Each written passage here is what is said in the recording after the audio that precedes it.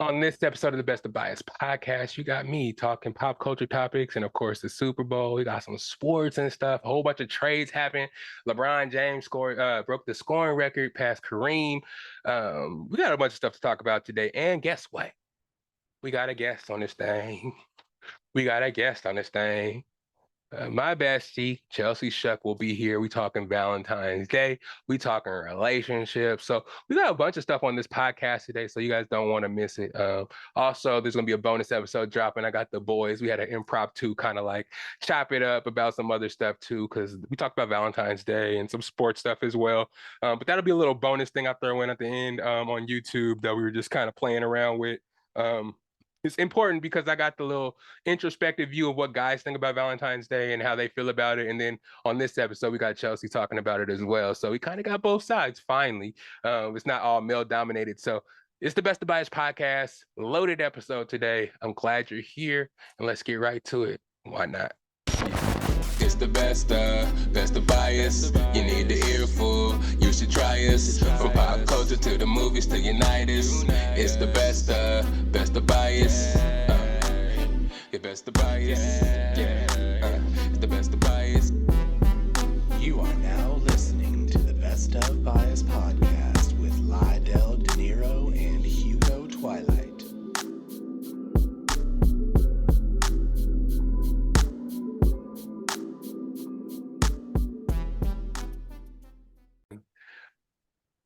Welcome back, everybody. It's the Best of Bias Podcast, and we have a very, very, very special guest in the building. Somebody that's supposed to be on the podcast many a times before, but didn't really end up making it. But she's here now. How about you introduce yourself? Who I got in the building today? I'm Chelsea. Yeah. And who's Chelsea? How do I know Chelsea? Why are you a part of the podcast today? Why are you special to the Best of Bias family? I have known you since I was 5. Oh, yeah. And you are one of my best guy friends, so. Yeah, this is special here. This is good people linking up, best friends linking up, give you guys a little something special. I know you guys usually get guys' perspectives on all these topics. I know we had a little bonus with the boys the other day talking about Valentine's Day and some stuff like that, relationships and stuff like that. So of course, I told you guys I was going to eventually get some girls on here to get their perspective and not be so misogynistic about this shit. You know what I mean? So she's here and we're going to get into some shit, basically. But tell us about yourself a little bit. Let the family know more about you, what you into professionally, if you want to go into it. Let's see. I work at a private school. I'm director of operations at a small private school out here. Yeah, my life is pretty much working out. How's that going? I've been seeing that on the Instagram. You trying to get right? You know what I'm saying? I'm trying to gain that weight. It's not happening for me, but we're getting there. Gained a little bit of weight, so. You know what I'm saying? That's, the effort is all that matters. As long as you put in that time, put in that effort and seeing the results that you want to see, it's all about personal growth. And a lot of people out there trying to get in shape and trying to get back on the workout grind, especially with their New Year's resolution, but they gave up early. Why do you like working out? Why now? Why now is your inspiration for working out just kind of grown? I feel like mostly because we're getting older. So I've always been really small. So trying to gain weight and be healthier has been a main priority of mine lately. So when I work out at 5 a.m, I feel way better throughout my day, even if I work a long shift. So yeah, try to stick to it. Yeah, everybody out there, listen to this. Listen to her. It's motivation, you know what I'm saying? Let her motivate you guys to be better and get out there, even if it's just doing some push-ups, you know what I'm saying? Jogging. Some sit-ups or a little something. That's all it takes, because it doesn't help your mind state and help your day and all that kind of stuff too, and kind of uplifts you. Oh, did you hear that? I did, but you kind of cut out. Oh, no. But yeah. For the most part. But no, it does motivate me for the day. So kind of makes me, I can't work out after work. If I work out after work, it's not going to happen. I've tried that for a couple years and I fall off super fast. Yeah. So I found out mornings is kind of my thing, Yeah. and it works out a lot better for me. I feel that. I wish I could wake up in the morning and work out. I see the little boy back there playing. What's up? What's up, little guy? I had my puppies in the video last time. Curry was actually being good, but today I had to kick her out because she'd be tripping back here. But yeah, thank you for that intro. Hopefully, the people, the Best of Bias people check you out and see your workout routine. Maybe you can be like a workout coach and get some of these people out here in shape. You know what I'm saying? Hopefully.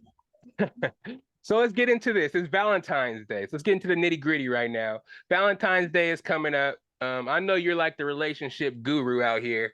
So I'm trying to get your perspective on Valentine's Day. How do you feel about the holiday? Do you expect gifts on the holiday? You expect to do something from your significant other? How do you feel about holiday in general? I mean, the holiday in general. So I don't know about a relationship guru, but I give great advice. I just don't take it all. But no, I don't want to say I don't believe in Valentine's Day, but I kind of don't. Like, I believe in showing love every day. One day does not make it special. Right. Nobody's trying to wait in line for no restaurants or do the most. Like, you can give me flowers any day and that's fine. So I don't really expect anything on Valentine's Day.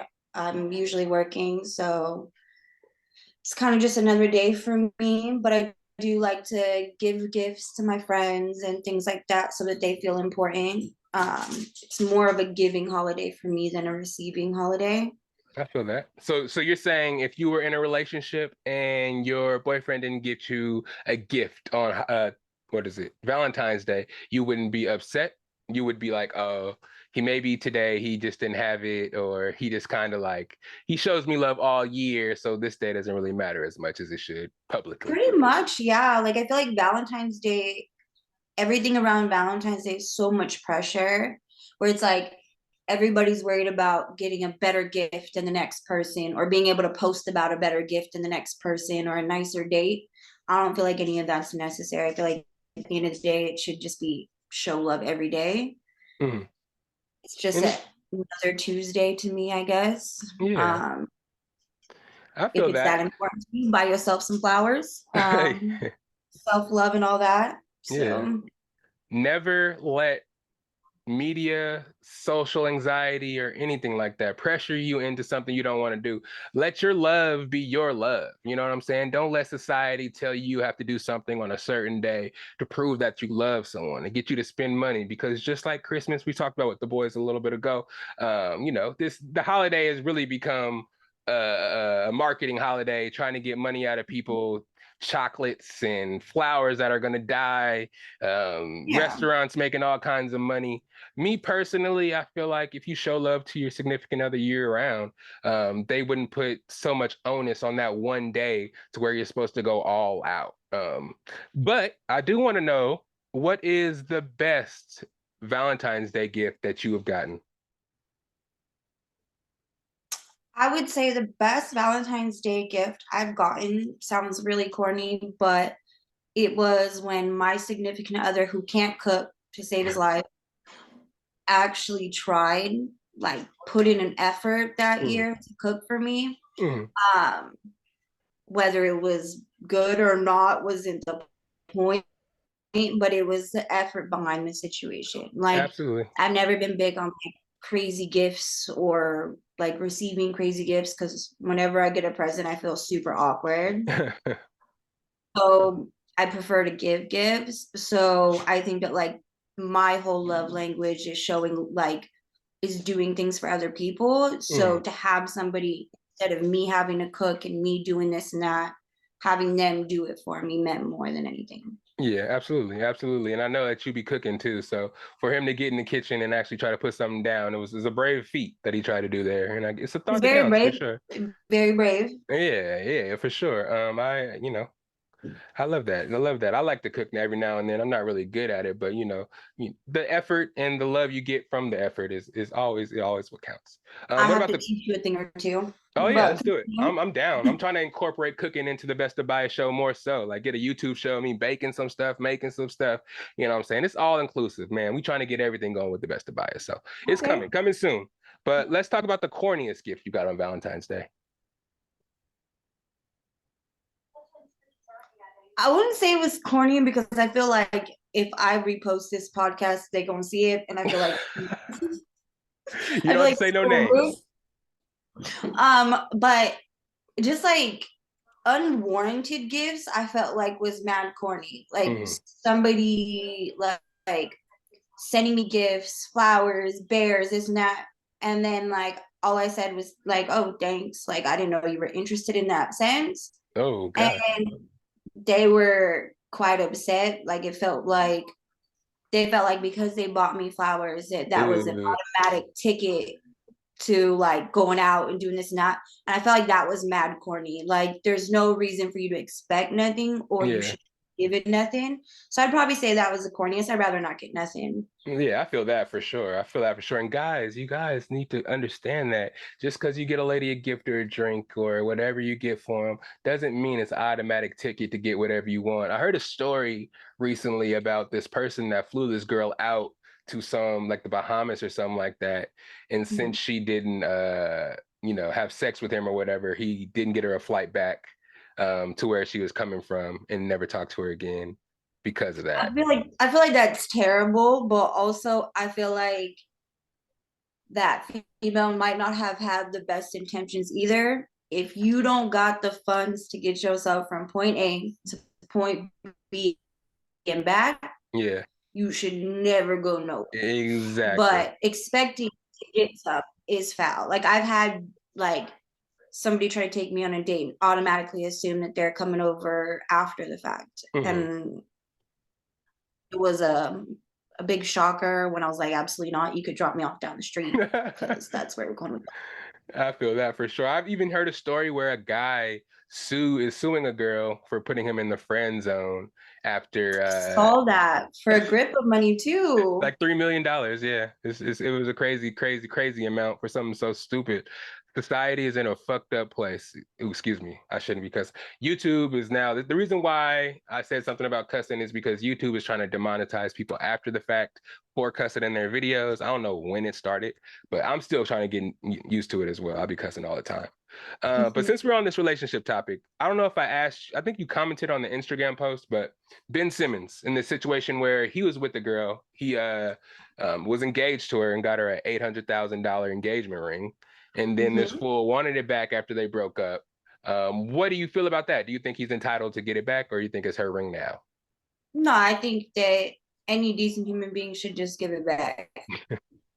Like, if you don't want to be with that person and it wasn't about the money to begin with, give it back. Yeah. Like, it's holding, I feel like a lot of, like, not just females, but like guys too, they hold on to things that they get in a relationship, kind of hold it hostage in a sense. Like, Yeah. still have some communication. Like, obviously, he's still going to hit her line, like, where my expensive ring at. So I feel like at that point, I would have just given it back. It's not worth the headache if it wasn't about the money to begin with. Absolutely. Absolutely. I agree. And I personally think if uh, engagement ring, if you give somebody an $800,000 ring, you better know this shit's gonna work because Oh, whew, definitely. To spend that type of money, like it's like the same thing. Like if you have any doubts, you should have got her, I don't know, cubic zirconium or something until or you figured it out later. report that shit stolen or something, get it insured and just report that shit stolen. Exactly. Oh, Yeah, 100%. Because that's I've had wild. some faulty relationships where I'm like, there's like a difference between giving somebody a gift Mhm. and like somebody being like, oh, let me like borrow something or like let me borrow some money, I'll pay you back kind of situation. In Mhm. that case, I'm for sure coming for you. Yeah, but I feel like the ring was more of like a placeholder to actually marry the person. So if yeah. that happened, then Run it back. Ben Simmons, I feel like is the kind of guy to be like, oh, I gave you a $800,000 ring. This shows how much I love you, so you're never gonna leave me type shit. Mhm. That I felt found kind of weird, and I don't know, man. Her to be a model and stuff like that. These guys, Ben Simmons personally, his dating life isn't really on the up and up. I mean, he's dated some top-notch girls, I guess, but one, he doesn't stay with them, and two, there's always some kind of issue. We're talking about Kendall Jenner. We're I feel talking like about it's the always quite messy. yeah, that shit he did with Meg Thee Stallion, how he got in the deposition for the case, and Mhm. now it's this lady here that's fucking all over the place with this ring, and he's suing her and trying to take legal action to get it back. It's just a wild thing.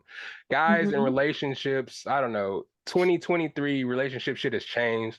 I was watching a show on, I don't know, one of these TV shows my mom be watching, with 40-year-olds, 45-year-olds dating, like blind date type shit. I'm like, how does this even work? And this lady was like, I don't know if I can date this man because he didn't have any kids. He wasn't married before. And like, I'm like, damn, these are the standards you're looking for as an older lady. How does it even work as an older person trying to date in this world? I mean, I'm not that old, but as far as like for me, I'm not gonna lie, there's certain criteria, I guess, for me that I'm like that I've tried out, but in my opinion are deal breakers. Mm, Um, like anybody that has kids is a huge deal breaker for me. hmm Mostly because there's always some type of baby mama drama Yeah. or like some type of messiness that I feel like is unnecessary. So I stick away from anyone that has kids hmm or like it's to me it's a huge red flag or even like standards. Like if I'm taller than you, I'm not a tall person. So if I'm taller than you, Yeah, that is a little something. Watch out for the little guys too, because they don't really have a good track record right now. Well, in the media, anyways. These guys are high-tempered fellas, compensating for short something. I man don't know. complex. Exactly. I didn't want to say it like that, you know what I'm saying? But hey, it's still happening out there. I got a good one for you though. All right, scenario time. If you were staying with somebody, a man, and he wanted you to move in, and then he asked you to pay half the rent. Mhm. How did you feel about that? I mean, I'm living there too, so I would anticipate to split all the bills. Like in general, I feel like I live on my own now. I pay hmm all my bills by myself. hmm So if I were to move somewhere, I would obviously be splitting every bill that has to do with the house, hmm splitting like not even necessarily splitting groceries and stuff like that, but like, both of us doing our part, both of us doing our part in cleaning. I feel like that's a big part of cohabitating with your significant other is that like Absolutely. it's a team effort. I don't always agree. I don't ever agree actually with females that are like, no, he should pay everything or anything like that. Like, okay, then what are you doing with your money? You're just Exactly. stacking in case, just in case. Like, Right. doesn't make sense to me. And I would feel like if I wasn't contributing to the household, I would feel like I'm living at somebody else's house Yeah, and I don't feel like I could be fully comfortable. exactly. Because any day that person can be like, "Oh, I've been doing all this. What are you bringing to the table?" And when that generosity switches, you kind of have to be prepared for that. And if you're not, it can definitely cause a strain in the relationship. I just hear a lot of girls nowadays, these new age girls. How dare he ask me to pay for half the rent or pay for half of anything? He should be taking care of all the bills and all this stuff, and just basically taking care of me, type of thing. Me I feel like, personally. go ahead. No, I was saying me personally, I don't know. I can't judge if that's how they've been getting it for the rest of their whole life. Then, I mean, get it how you live. But at the same time, I guess it's the girls that these guys are attracting. But I just feel like I feel like a lot of girls are like that even when it comes to like going out to dinner. They're like, I'm never gonna pay for dinner. I'm never doing this and that. And it's like, if you broke, say that. But like, and if you broke, don't try to go somewhere super expensive, right, whatever. But I'm a strong believer in like a 50-50 relationship because if mhm, you feel like if you were to be the one to be doing more than the other person, you'd feel some type of way right, because you'd be like, well, they're not pulling their weight. So why would the guy not feel the same type of way? exactly. And like, I would just feel like a huge freeloader all the hmm time. and I don't feel like that's something I would really want. Yeah, that's not really in my personality either. I don't really like people to do anything for me, especially even if I need it. It's like my last resort is to ask somebody for some help, and you know what I'm saying, I couldn't live that way, and I wouldn't want my girlfriend to want me to be okay with me living that way. And Agree. yeah, because if she can just put up with that, then she could put up with anything, and that's not the type of girl that I'm really into. Um, but yeah, I mean, I know that was kind of short and sweet, but I kind of not out of topics. What else you got to talk about? You want to talk about anything else? No, I think we pretty much touched base and things like that. Yeah, you know So what I'm saying? I just wanted to get you on here for a little preview. I don't want to get you too deep in the waters and see how you felt about it your first time. But um, at this point, this is where I like to let people know where they can find you at if they wanted to, you know, talk to you about maybe some workout tips or something like that. Maybe follow you on any recipe. socials, recipes, all that stuff. Where can they find you? My at is Chelsea Tiara on pretty much everything I want to say. Nice. Pretty simple Yeah, there. pretty simple. Yeah, that's what I'm talking about. But you know where to find your boy at. It's SAC_Lydell on the Insta, Patrick_Lydell on the Snapchat, I believe.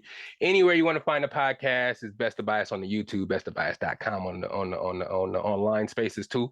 Anywhere you find your favorite podcast, Google Play, Apple Podcasts, Spotify, Google, I said already, Anchor. And also get you some goddamn merch, man. Hats, shirts, have bucket hats, beanies, dad hats, the truckers that I wear all the time. You already see what's going on. So go get you one on the Instagram. Hit me up on the DM so that I can get you, hook you up. Leave a comment under the YouTube. We can hook you up on there too. But pretty much, yeah, it's the end of the podcast. Thank you so much, Chelsea, for making it my best friend right here. She finally followed through and made the podcast. Hopefully, there's many more to come. And we'll have her on to talk about a variety of topics, man. Topics can be anywhere. So I just hope you're ready for that. I'll warn you and get you on here. Let's talk about some more stuff, huh? Yeah, anytime. Let me know. All right. Thank you. And for everybody else, it's the Best of Bias podcast. Go listen to the theme song and find something to do on this beautiful Friday. All right, then, y'all. Actually, it's not Friday. Today's Saturday, but whatever. Hey.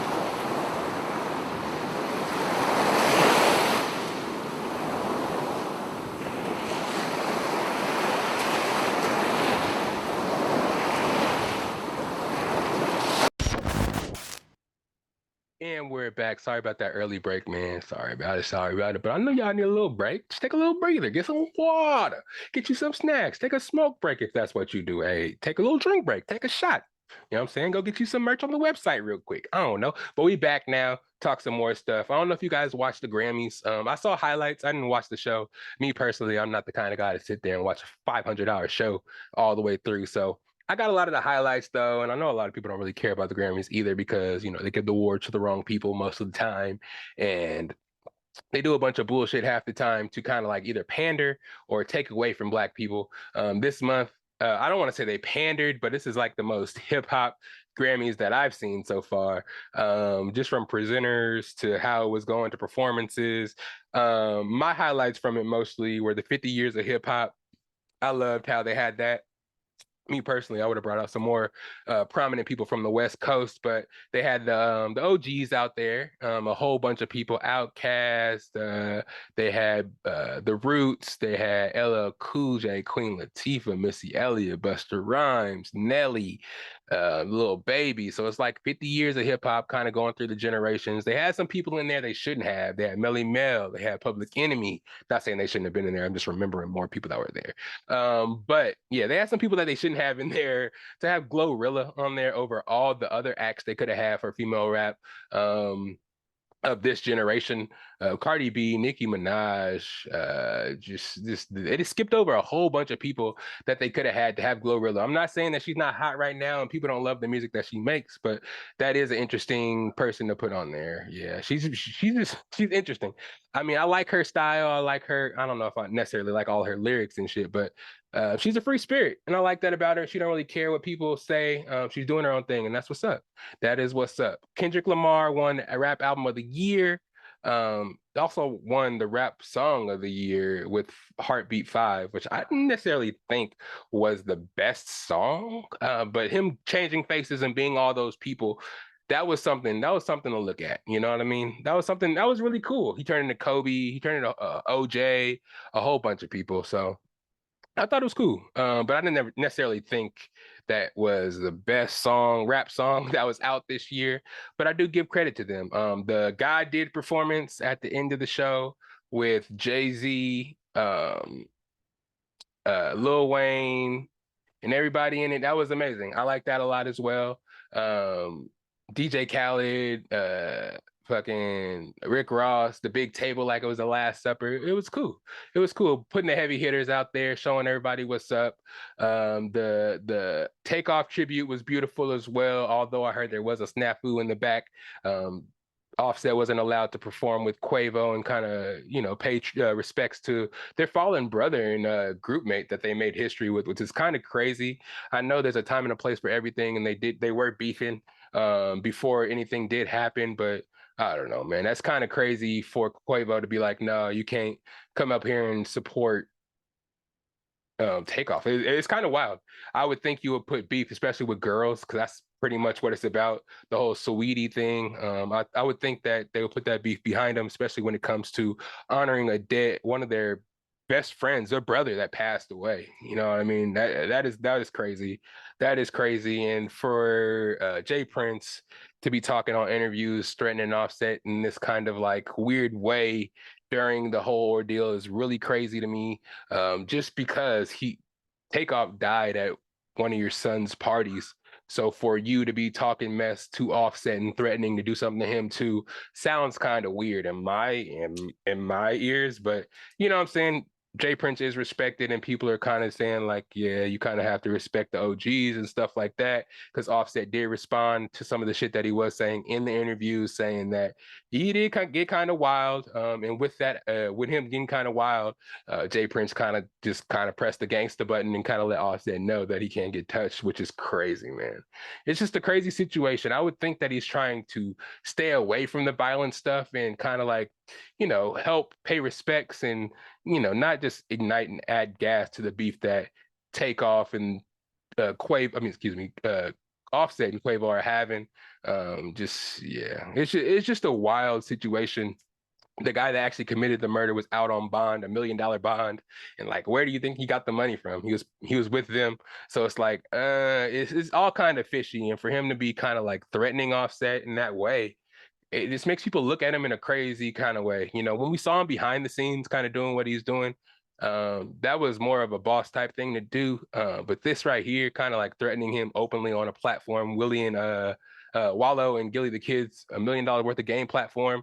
I don't know if that's what he necessarily came there to do or what, but it was kind of shady for Wallow and Gilly the Kid just let that shit go on and him just kind of press Offset on the public. I mean, what is they really gonna do? I get it, but at the same time, shit, it's like that's not really what the platform is for. I just kind of feel like it was kind of messy in a way, but you know what I'm saying? I don't know. People be getting on these shows and doing interviews for clickbait and getting their views up and everything anyway, so I can't blame them. But at the same time, the shit that actually is taking place is kind of wild, and I feel like doesn't need to happen necessarily. You know what I mean? So the next little hint of controversy, I wouldn't say controversy, Billboard and hip hop and Complex and random ass people put out their top 100 to top, 150, top 50, top 100 lists of rappers and stuff like that. And it's always under scrutiny for some of the people that they have above others. This year was kind of wild to me, man. There's some notable placements that I feel like shouldn't be necessarily placed in the spots they are. Just to name a couple, I don't want to necessarily go through all 50, but I can do the top 20 for you. Jay-Z 1, Kendrick Lamar 2, Nas 3, Tupac 4, Eminem 5, Biggie Small 6. All right, fast car, get the hell down the street already. Lil Wayne 7, Drake 8, 9, Snoop Dogg, 10, Nicki Minaj, 11, Kanye West, 12, Andre 3000. Actually, let me just stop there. because I love Kendrick Lamar, but to have him number two, this is all time. I get it. This is all time. We're not talking about this year. We're talking about all time. So to have Kendrick Lamar be at number two already, I think we just need to kind of give him some more. He's at the top of his game, no doubt at all. And his lyricism is crazy. But the accomplishments of some of these people on this list and the longevity that they did have during the heights of their career, for them to have Kendrick Lamar number two, Nas number three, four, Tupac, five, Eminem, there has to be layers to top rappers. You know what I'm saying? Is it the songs, how many songs they have, how many hit songs they have, how much money they made in the public view? Who thinks this person? Is it the lyricism? Like, what are we taking here for the criteria? Because to have Nicki Minaj at number 10 and have Andre 3000 at 12, Kanye at 11, 50 Cent at 17, J. Cole at 15, there really has to be some criteria that they feel. Her fandom, her Billboard stuff, that because she is a Billboard topper herself, won a whole bunch of Billboards awards, and was chart topping for a while. So maybe that's why they gave her that credence. But Rakim, LL Cool J, Scarface, Ice Cube, Missy Elliott, Big Daddy Kane, DMX, Ghostface Killah at 22. All these people to be under Nicki Minaj, it's pretty wild. Pusha T at 29, Lauryn Hill at 30. Lauryn Hill's above T.I., Busta Rhymes, Common, Jadakiss, Rick Ross. So yeah, it's just a lot of stuff in here that's kind of wishy-washy. I'm not too sure what is necessarily happened. Andre 3 Stacks being yeah, I know Snoop Dogg has made a super big impact, but to have Andre 3000 at 12, sheesh. Jeez, if you guys haven't checked out the list yet, it's the Billboard's top 50 rappers of all time. I don't know if they're going to extend it to 100. They shouldn't, because they need to get this top 50 list right, because yeah, the shit they have on here is wild, yo. Q-Tip 27, Big Pun 26, Future 35. See, having Future in front of E40 at 41 is nuts. Ludacris at 39 behind Future. So it has to be some kind of like criteria that's put in place: impact, longevity, how they're popping in their city or something. Because Jadakiss at 46, yo. Jadakiss at 46. Jadakiss can out-rap half the people on this list. And for him to be at 46, it has to be like personal accomplishments to have him not be. Yeah, it's crazy. DMX at 21. Yeah, I just kind of think, yeah. And me personally, again, I'm not saying Kendrick Lamar doesn't deserve to be really high, but maybe like either before Drake or after Drake will be my placement for Kendrick Lamar. These other rappers are, well, I'll probably move Nas down because I'm not the biggest Nas fan either. You know what I'm saying? Shout out to Nas, but I didn't really listen to a lot of his music growing up. And if it's like New York rap, is more so Jay-Z, I would say. And especially when they're beefing. I'm not saying I took sides, but I definitely listen to Jay-Z more. Yeah, and Jay-Z being number one, you know what I'm saying? He's not my favorite rapper. Lil Wayne would be number one on my list all day. I don't think he should be at number 7. I think he should be at number 3. You know what I'm saying? You move Eminem up past Nas and Tupac. I move Tupac down to 6, and I put Lil Wayne at 5.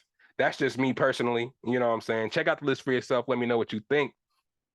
But man, shit is wild. You know what I'm saying? It's up for public opinion, because I've had some conversations with my boys too that feel like Kendrick Lamar is a better rapper than Jay-Z.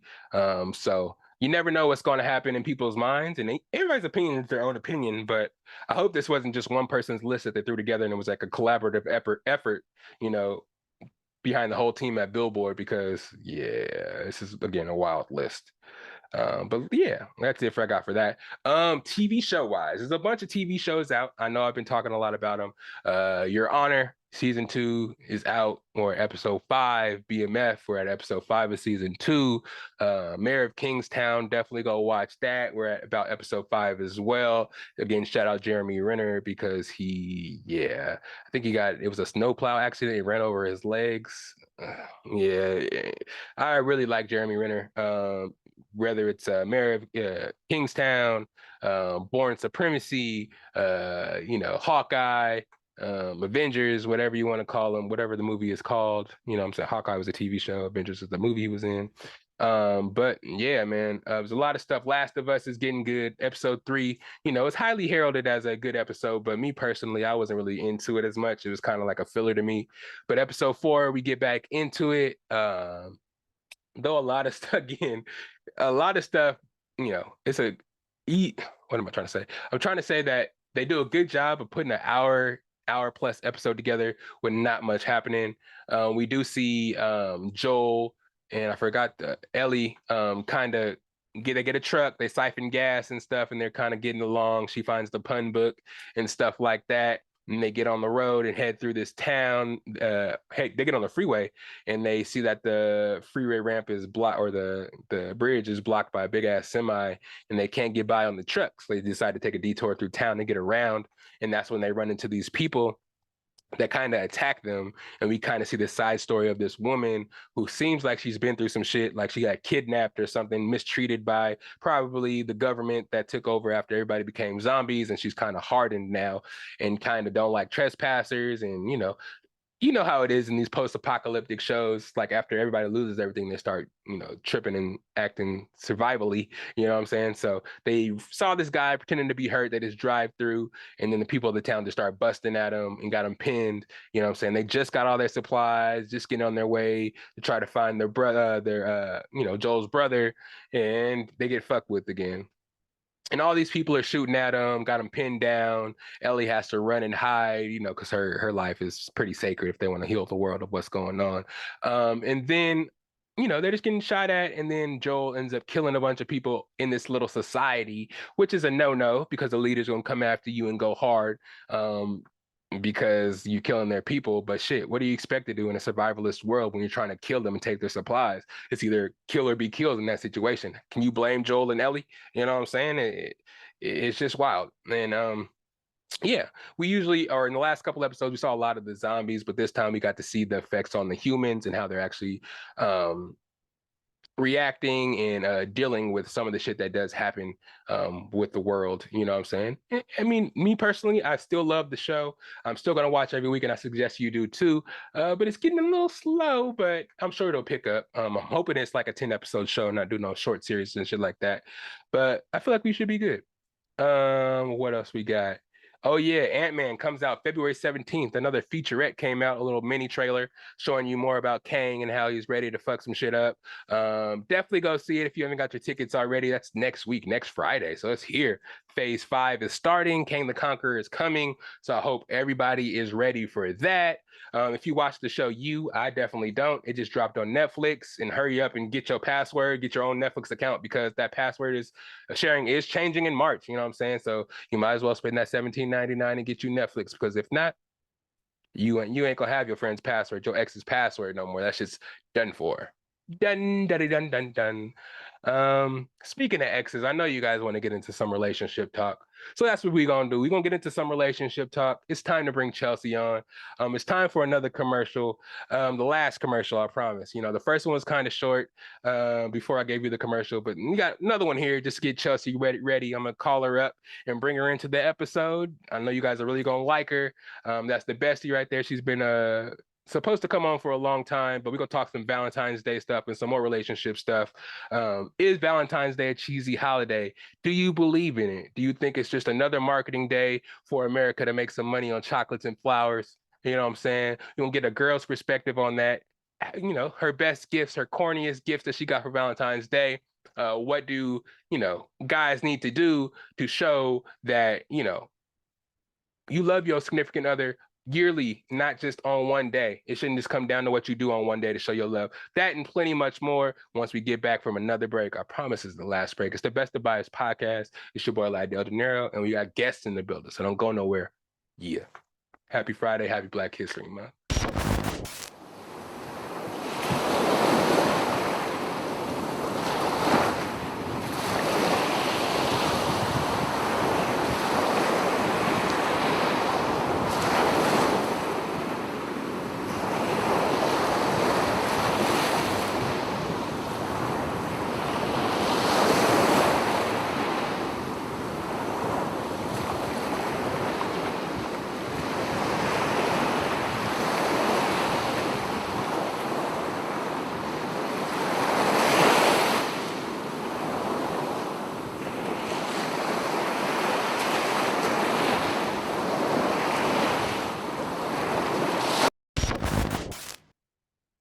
What up? What up? What up? It's your boy, the Don Dada, popping collars like it ain't no tomorrow. How y'all doing today? I know I'm late with the pod, but hey, man, had a little health stuff I had to take care of. I had something to go, handle at the doctor's office, so I had to push the pod back a day or so. Hope you guys are okay with that. I hope you guys aren't missing too much bias, but we back and ready for y'all today. We got a lot going on, a lot of topics to talk about. I'm going to be everywhere with it, kind of bouncing around. But again, we got Chelsea today. We got a guest today in the second half of the pod, so stick around for that. But right now, let's get into some shit. Super Bowl is this Sunday. I know everybody's excited for the big game. Rihanna at halftime. Me personally, I'm kind of meh about it. I love the Super Bowl and I love my NFL, but the Buccaneers aren't even involved in two teams that I'm kind of like whatever about. I like the Eagles a lot. You guys heard me talk about Jalen Hurts throughout the year and how his improvement throughout the seasons and throughout his career, collegiate career and NFL career. Just his elevation and his drive and will to get better against all odds, it just impresses me. Last year we played against him in the playoffs, and he didn't really have a passing game. He couldn't really throw the ball that much, but over the summer he worked on that, and he got some receivers as well to help him out with that. Devonta Smith, he got the boy. Why can't I think of his name? AJ Brown, Dallas Goedert stepped up. Running backs are actually getting yards now. The offensive line is crazy. So to have him doing well and see him in the championship is dope. It's dope. They've been the number one seed all season. Had a pretty easy schedule. The whole NFC East kind of did. That's why you saw all the teams kind of doing well. But it's cool to see. It's cool to see the Eagles back on top, especially this Super Bowl being two black quarterbacks going head to head. Of course, we saw Mahomes. He just won the MVP this year, 41 touchdowns, like 5,000 yards. So it's his second MVP. So this guy's putting up legendary stats. So it's going to be a quarterback duel of the ages right now. Patrick Mahomes is trying to solidify himself as one of the young greats already, 27 years old, already got a Super Bowl, been to the last 4 or 5 Super Bowls. I think he won 5, went to the AFC Championship 5 straight times. You already know about Kelsey. The receivers aren't really the same as last year. It's a hodgepodge of receivers right now, but, Patrick Mahomes can make things happen. I mean, he revitalized Jerick McKinnon's career. He has a 7th round running back, Isaiah Pacheco, going stupid. You know what I'm saying? So it's kind of crazy because you have the Chiefs on one side, who have always been good. And then everybody sees the Eagles as this superstar team that can't really be beaten. And everybody that they have on their team is kind of like all-star potential, from the line to the receivers to the quarterbacks. The quarterback was I think he was second in MVP conversation. And that's only because he missed 3 games with a shoulder injury. And everybody thinks he's still hurt. Jalen Hurts, I'm talking about. See what I did there? But yeah, he's good. I think he's going to be good. He's actually going to show everybody. I don't think the Chiefs defense is really as good as everybody's kind of giving them credit for. But I think it's going to be a good game. Hopefully a good game. My squares for these pools have been trash as hell, but hopefully one of those can hit. Maybe some weird shit happens in the game to where I can hit those numbers somehow, but shit, it's not looking good for me. But me, if I'm going to pick a team to win, I'm going to pick the Eagles, and I hope the Eagles do win because I'm not really for the same teams winning over and over and over again. Me personally, again, Jalen Hurts, I think he deserves it. And that's personally who I'm going to be going for in the game, Jalen Hurts. I'm a Jalen Hurts believer. He was signed to Lil Wayne's sports agency too, so that's why I fuck with him even more.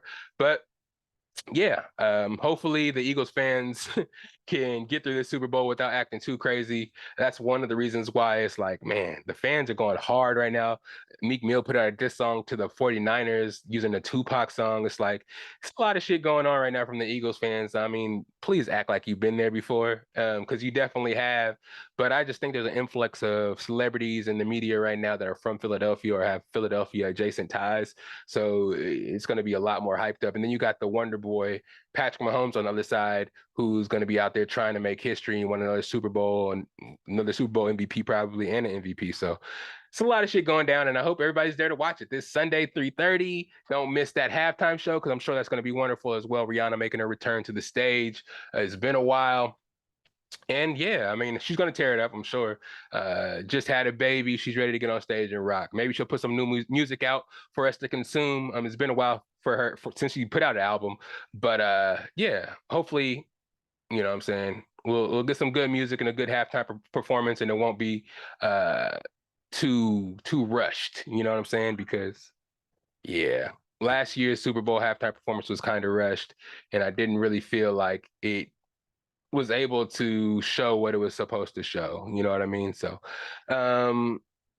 yeah, maybe this year's going to be better, and I expect a great Super Bowl. Well, let me get into this scoring title, Mr. LBJ. I think it's Tuesday they played the OKC Thunder. He needed 36 points to pass Kareem Abdul-Jabbar's 38,387 points to break the scoring record. And man, from the beginning of the game when he walked in that all-black suit, everybody thought he was going to do it. Everybody thought it was going to be, at least me anyways, thought it was going to be done Thursday. So that it can be on national TV against the Bucks rather than the lowly Thunder. But shoot, once he was in the game, put up like 16 points in the first half, 20 points in the first half, I think. That other 16 points that he needed to break the record was just, it was meant to be. It was really beautiful, man. His whole family was there. His sons were sitting at the baseline. His mom, daughter, and wife, Savannah, were all sitting on the sidelines. Once he made that shot, that fadeaway shot, to break the record, the whole game stopped, and he gave a speech, thanked everybody for what was going on, and that kind of solidified him as the GOAT, man. Me personally, he was the GOAT for me in my generation. Michael Jordan, of course, had that mystique in the 90s and stuff like that, but I was a little kid, you know what I'm saying? Like 96, I was 5 years old, you know what I mean? So me growing up, I idolized more so that whole draft class that came out with LeBron James, Carmelo Anthony, Dwayne Wade, Chris Paul. Those guys are a lot of my favorite player, as everybody kind of knows, is Carmelo Anthony. So, and he's 8th on the scoring list, so he's not that far behind, but he's not playing right now, so he's probably not going to catch nothing. But yeah, that generation and watching them throughout their careers and seeing all their success. I mean, Chris Paul and Carmelo Anthony didn't really win any titles or anything, but for the fact that he was able to come out, have longevity of a career, win those championships he has, go to those 3 teams, Cleveland, Miami, and the Lakers, and still have, carry success. I think he averaged like 27 over a 20-year career. And of course, he had a bunch of assists. He's 4th on the all-time assist leading record list. So LeBron is just going up and up and up from there. I don't know what's going to go on as far as the team winning the championship, because even when he broke the record, his team lost the game. But yeah, and the trade deadline passed. There's a lot of crazy stuff that went on during that, but the Lakers didn't necessarily make themselves a lot better. They did trade Russell Westbrook finally, got Malik Beasley, Jared Vanderbilt, and D'Angelo Russell in return. So it was, they needed spot up shooters to go around Anthony Davis and LeBron James, and they got that. And it's just, let me not get too far about the congratulations for LeBron James. Congratulations, LBJ. You will always be my GOAT and the greatest player to me, the greatest player that I've watched and seen. It's just so much, man. The way he was able to dominate scoring wise, you can't really stop him. Later in his career, early in his career, he loved passing and setting people up, but the fact that he can get to the bucket at will, get a foul or score whenever he wanted to. But he never really developed a great jump shot. But if he ever did, that would just take his game to OP levels. Mid-range, he's pretty good. He has a bunch of buzzer beaters from mid-range, but from 3, he kind of got better at 3, but he's still not the best at it. And he kind of settles for those a lot now, just because his body is older, of course, and he can't just go full throttle all the time. But I think the addition of these younger players will help him a lot. The Nuggets got Thomas Bryant off him, though. Their center that they were using when AD wanted to play 4 and didn't want to play 5. They also traded Patrick Beverley away. I don't think they got who they get for Patrick Beverley. I don't really remember. But they still got Rui Hachimura, Troy Brown. So a lot of young guys to go around LeBron to help him out, try to make a push, especially in the play-in. I do think their pinnacle is like getting into the playoffs. I don't know if they can actually really make it all the way to the championship and win a 7-game series, but I think they're doing well. The biggest moves that actually happened, though, were the KD trade to the Suns. It was crazy. 5, like a whole bunch of picks. Who did he got traded for, really? I think it was Spencer Dinwiddie. Who else did he get traded for?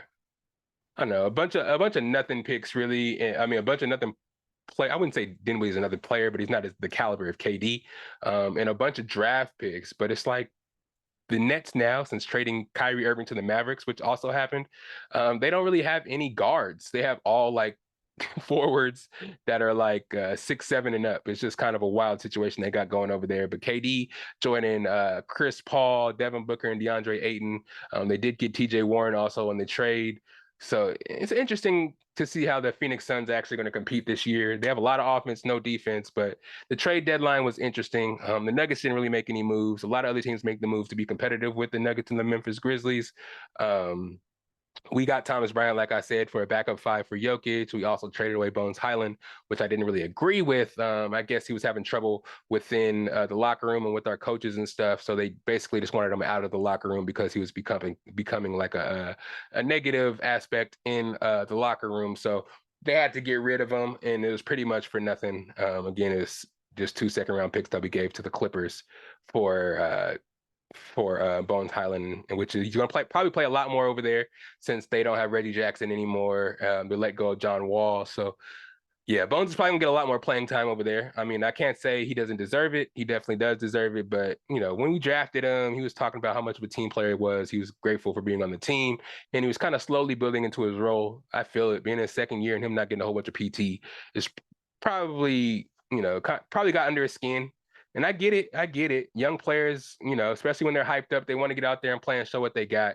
But, sometimes you got to know, especially when you're on a number 1 seeded team, you have to kind of wait your time. And yeah, he wasn't interested in doing that. So we got rid of him. I guess he was beefing with coach a lot too. So a couple other trades that I noticed, I think Jay Crowder went to the Bucks. Who else moved around? Big names. Jakob Poeltl went back to the Toronto Raptors. The biggest thing was that KD trade. He was traded like at 10 o'clock at night. If you were on the East Coast, you probably were asleep when it happened, woke up to some craziness. I don't know. Brooklyn is just in shambles right now. They touted like the best big 3 ever of all time with James Harden, KD, and Kyrie being on the squad. That all fell apart. They got Ben Simmons. They thought that was going to work. That all fell apart. And now they just have Ben Simmons on the team with a bunch of other guards, not guards, a bunch of other forwards, big guys that, I don't know, maybe they're going to make some moves in the buyout market. I know the buyout market is really big and robust right now. A bunch of names in there that are going to get bought out, and just teams are going to get them for basically free. Don't have to give up anything. They just got to, pay for them basically, which is probably going to be like the vet minimum anyway. But yeah, the NBA is in a crazy place right now. I bring up the NBA mostly just to say, congratulations, LeBron James, in your accomplishing the scoring title with 38,390 points. Probably he didn't play the Bucks game. He just gave a speech during the Bucks game and sat down. So, yeah, it was a cool moment, man. It was beautiful. But yeah, I don't know about that Kyrie to the Mavericks with him and Luka being so ball dominant. You know what I'm saying? It's kind of weird. But we'll see what happens. And that whole Jay Will to Stephen A fight over him being on the team is just wild. Y'all need to calm down. Stop arguing on TV. Black History Month. Y'all love each other. Y'all, keep it professional and keep making that money, man. Don't fight on national TV, make us look crazy. Excuse me. But yeah, Kyrie Irving to the Mavericks is an interesting one. It's just like Kyrie Irving's been to a whole bunch of good teams, and like he's personally tore those teams down. I'm not one of the people that kind of feel like Kyrie's like the stupidest person on earth for doing some of the stuff that he's doing, believing in some of the stuff that he believes. But me personally, I am of the ilk that I don't know if he can. The elk? The guild, I don't know what word I'm trying to say, but I'm not one of the guys that believes that it's going to work just because, it hasn't worked in other places. I feel like he's really adamant on his beliefs, and the stuff that he does stand for, he stands on it and he doesn't back down. So I'm not sure, man. Hopefully he can just, play basketball out there in Dallas and just kind of get with the program and help Luka win some games. I know they ain't beating the Nuggets, but it is what it is. But let me see. Let's go into this Grammys talk. You know what I'm saying? Grammys. Can we talk the Grammys? Give me 1 second real here. I'm gonna get some more water and we're gonna be right back. I know this is a really, really early break, but don't worry about it. It's gonna be the only break, actually. After this, we're gonna get into some. Actually, we have 2 commercials, but after this, we'll get into some Grammy talk, Billboard Top 100 talk about these rappers, some TV show stuff. A lot more coming up. It's the Best of Bias podcast. It's your boy, Lydell Dinero. And we got Chelsea in the building. Don't go nowhere. Come back. Yeah.